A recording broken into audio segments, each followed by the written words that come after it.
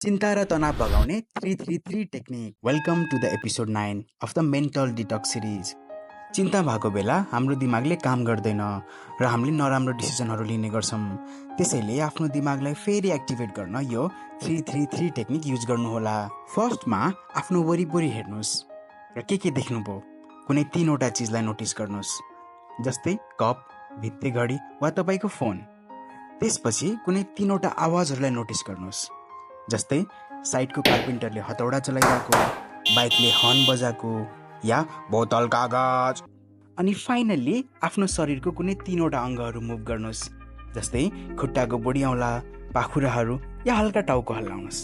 यसरी 333 टेक्निकले तपाईँलाई पास्ट वा फ्युचरबाट प्रेजेन्टमा ल्याउँछ।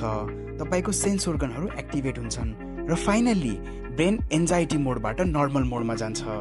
आफ्नो चिन्ता लिने सबै साथीहरूलाई फरवार्ड गरिदिनु होला।